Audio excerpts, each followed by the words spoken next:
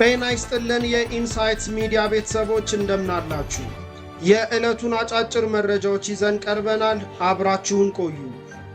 ኢትዮጵያውያን ተማሪዎች በቻይና የሁዋዌ ቴክ ፎር ጉድ ግሎባል ውድድርን አንደኛ በመሆን አሸነፉ።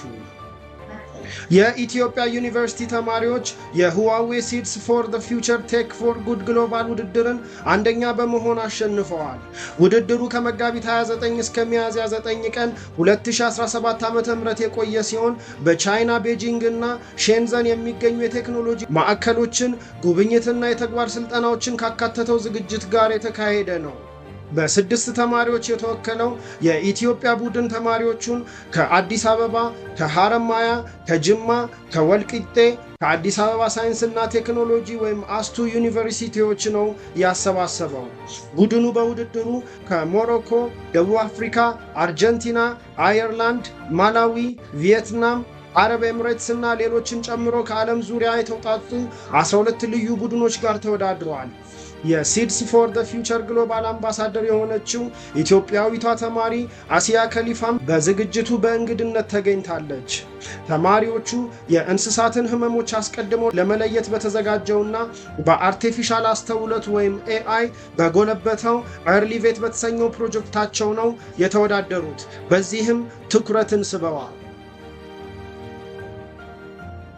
በማይናማር በታጣቂዎች ስር የሚገኙ ኢትዮጵያውያን ሴቶች ወሲባዊ ትንኮሳ እየደረሰባቸው እንደሆነ ተናገሩ። ኢትዮጵያውያን ሴቶች ከወንጀል ካምፖቹ ከወጡ በኋላ ከአንድ ወር በላይ ለሆነ ጊዜ በታጣቂዎች ስር ይገኛሉ። በማይናማር የሳይበር ወንጀል ካምፖች በግዳጅ ሲሰሩ የቆዩና አሁን ላይ ከካምፖቹ ወጥተው በታጣቂዎች ስር የሚገኙ ኢትዮጵያውያን ሴቶች ወሲባዊ ትንኮሳ እየደረሰባቸው እንደሆነ ለቢቢሲ ተናግረዋል። ታይላንድ ስራ አለ በሚል ተታለው ከአገራቸው እንደወጡ የሚገልጹት እነዚህ ሴቶች ወደ ማይናማር ተሰደው በሳይበር የወንጀል ካምፖች ውስጥ በግዳጅ ሲሰሩ መቆየታቸውን ይገልጻሉ። ሴቶቹ ማይዋይዲ ከሚገኙ የወንጀል ካምፖች የወጡ ናቸው። ለደህንነታቸው ሲሉ ስማቸው እንዳይጠቀስ የጠየቁ በታጣቂዎች ስር የሚገኙ ሁለት ሴቶች ከወንጀል ካምፖቹ በማይናማር እና በታይላንድ መንግስት ወታደሮች አማካኝነት ከወጡ በኋላም ደህንነት እንደማይሰማቸው ተናግረዋል። ካረን በተባለው የማይናማር ግዛት ውስጥ የሚንቀሳቀሱት ዴሞክራቲክ ካረን ቤኔቮለንት አርሚ ዲኬቢኤ እና ቦርደር ጋርድ ፎርስ BGF የተባሉ ታጣቂ ቡድኖቹ በካምፖቹ ውስጥ በግዳጅ የተያዙ ሰዎችን እንዳስወጡ የተገለጸው ከ2 ወር ገደማ በፊት ነበር። የማይናማር ወታደራዊ መንግስት አጋር የሆነው ቦርደር ጋርድ ፎርስ የተባለው ታጣቂ ቡድንም ከ29 ሀገራት የተውጣጡ ከ7000 በላይ የግዳጅ ሰራተኞችን ከካምፖቹ ማስወጣቱን በወቅቱ ገልጾ ነበር። የኢትዮጵያ ሀገራዊ ምክክር ኮሚሽን የአማራ ክልልን አጀንዳ ተረከበ። የኢትዮጵያ ሀገራዊ ምክክር ኮሚሽን በአማራ ክልል የአጀንዳ ማሰባሰብ የምክክር መድረክ አጠናቆ አጀንዳዎችን ተረክቧል። ኮሚሽኑ ከመጋቢት 27 ቀን 2017 ዓ.ም ጀምሮ በባህር ዳር ከተማ ሲካሄድ የቆየውን የአማራ ክልል የአጀንዳ ማሰባሰብ የምክክር መድረክ በዛሬው ዕለት አጠናቋል። የክልሉን ምክክር በበላይነት ሲያስተባብሩ የቆዩት የኮሚሽኑ ኮሚሽነር ዶክተር ዮናስ አዳዬ እና ኮሚሽነር መላኩ ወልደ ማርያም የክልሉን አጀንዳ ከባለድርሻ አካላት ተወካዮች በይፋ ተረክበዋል።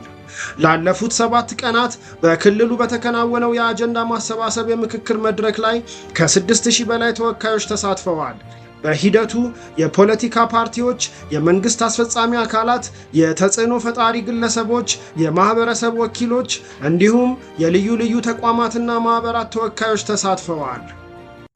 ከውጭ ወዳገኘናቸው መረጃዎች ስናልፍ ሰው በጥይት ገድለዋል የተባሉ 4 አፍጋኒስታናውያን በአደባባይ ተገደሉ። ይህ ታሊባን ወደ ስልጣን ከተመለሰ በኋላ በአንድ ቀን ውስጥ ከፍተኛ የሞት ፍርድ የተፈጸመበት ቁጥር ነው። በ3 የተለያዩ ግዛቶች በሚገኙ የስፖርት ሜዳዎች የተፈጸሙት እነዚህ ግድያዎች ከኤኤፍፒ ቆጠራ አንጻር ከ2021 ጀምሮ በአደባባይ የተገደሉትን ሰዎች ወደ 10 አድርሷል። በፈረንጆቹ ከ1996 እስከ 2001 በነበረው የመጀመሪያው የታሊባን አገዛዝ ዘመን የህዝብ ግድያዎች የተለመዱ ነበሩ። አብዛኛዎቹ በስፖርት ሜዳዎች በአደባባይ ይፈጸሙ ነበር።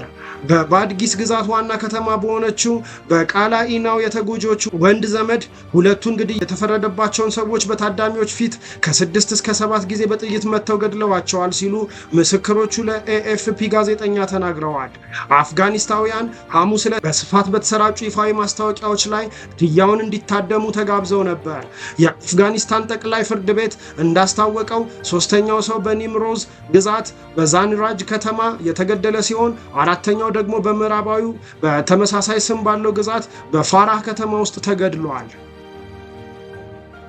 በኢትዮጵያ ከዩኤስኤይድ ገንዘብ ድጋፍ ሲያገኙ የነበሩ ድርጅቶችን መመዝገብ ጀመረች። በሲቪል ማህበረሰብ ድርጅቶች ስር ተመዝግበው ከአሜሪካ ተራድኦ ድርጅት ወይም ዩኤስኤይድ እና ከአሜሪካ መንግስት ሌሎች ተቋማት የገንዘብ ድጋፍ በመቀበል በአገሪቱ ውስጥ የተለያዩ ፕሮጀክቶችን ሲያከናውኑ የነበሩ የሲቪል ማህበረሰብ ድርጅቶች መረጃቸውን ለመንግስት እንዲያቀርቡ ተጠይቀዋል።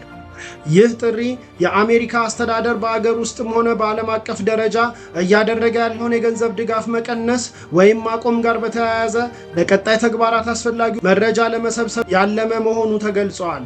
ይህን ተከትሎም ዩኤስኤይድን ጨምሮ ከማንኛውም የአሜሪካ መንግስት ተቋም የገንዘብ ድጋፍ ሲያገኙ የነበሩ ሁሉም የሲቪል ማህበረሰብ ድርጅቶች እስከ ሚያዝያ 15 ቀን 2017 ዓ.ም ድረስ ለሲቪል ማህበረሰብ ድርጅቶች ባለስልጣን ሪፖርት እንዲያደርጉ ተጠይቀዋል።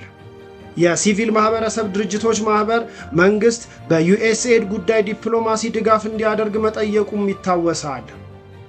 ለእነዚህ አይነት አዳዲስ እና አንኳር መረጃዎች በየቀኑ እንዲደርሱ ሚዲያችንን ፎሎ፣ ላይክ እና ሼር በማድረግ ቤተሰብ ይሁኑ።